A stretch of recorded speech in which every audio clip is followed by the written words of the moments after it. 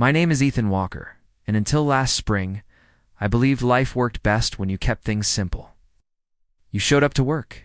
You paid your bills. You didn't promise anyone more than you could give. That's how I survived 30 years without breaking too badly. I lived in Bozeman, Montana, a quiet duplex with creaky wooden stairs and a view of the mountains that never failed to remind you how small your problems were. I worked as a sound technician at a local radio station early mornings, long nights, and a voice booth that smelled faintly of burnt coffee and dust. I liked the silence between words. Across the hall lived Claire Monroe. She moved in during winter, the kind that freezes your eyelashes together. I noticed her first because she carried her own boxes, no help, no complaints. Shoulder-length chestnut hair, sharp blue eyes, and a calm confidence that felt earned, not borrowed. We weren't friends. At first, just neighbors, polite nods, shared elevator rides, occasionally misdelivered packages. Then one night, everything changed. It was a Thursday late, cold, and quiet. I was halfway through reheating leftover pasta when someone knocked on my door. Not casual, not polite. Urgent. I opened it to find Claire standing there, coat half-sipped, hair messy, eyes wide like she'd been holding something back for too long. "Hi," she said quickly. "I know this is weird, but I need to ask you something." You can say no. That was never a good sign. "Okay," said, stepping aside. She came in, pacing like the floor was too small for her thoughts. "My parents," she began then. Stopped, took a breath. "They live in Spokane, Washington. I'm supposed to visit them this weekend." I waited. "I told them I'm dating someone." I raised an eyebrow. "And now," she continued, voice tight, "they want to meet you." Silence stretched between us. "Me?" I asked. She nodded. "I need a boyfriend, just for the weekend." I laughed. Not because it was funny, but because it felt unreal. She didn't laugh back. "I wouldn't ask if I had another option," she said softly. "But I trust you." That word hit harder than I expected. Trust. I rubbed my face.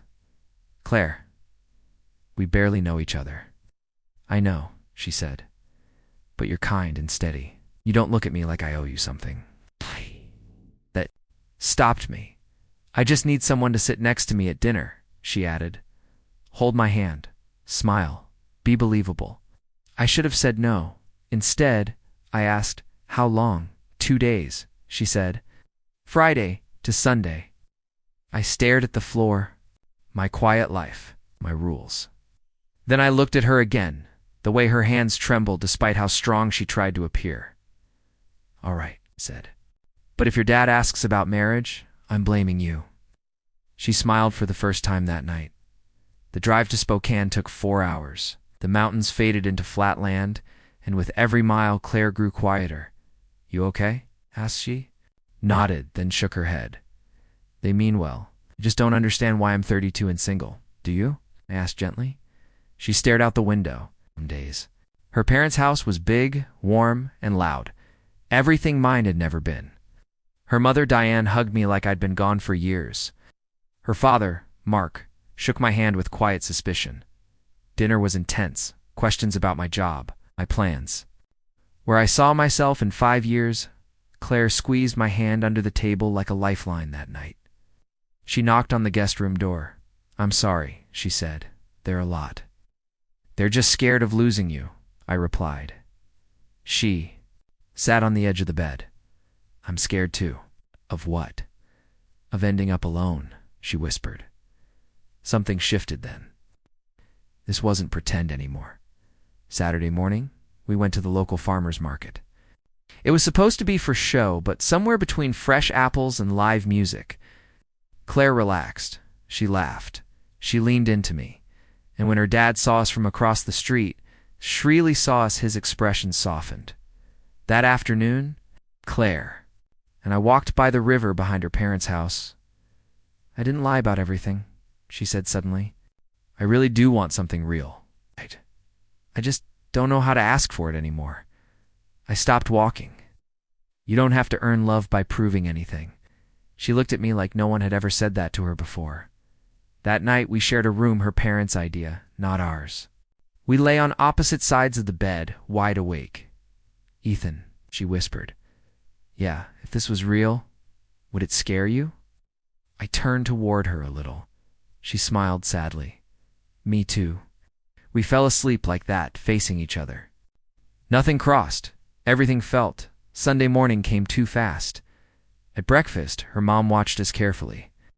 Her dad cleared his throat. "I don't know how this started," he said, "but I can see my daughter is happy." Claire's hand found mine again. On the drive back, she was quiet. When we reached Bozeman, she didn't get out right away. "This was supposed to end," she said. "Yeah," I agreed. "Does it have to?" she asked. I looked at her. Looked. "No," I said. "It doesn't." We didn't rush anything. We started with coffee, then dinners, then staying over. Weeks passed, then months. One night she said, "Thank you for saying yes," I smiled. "Best accidental decision I ever made."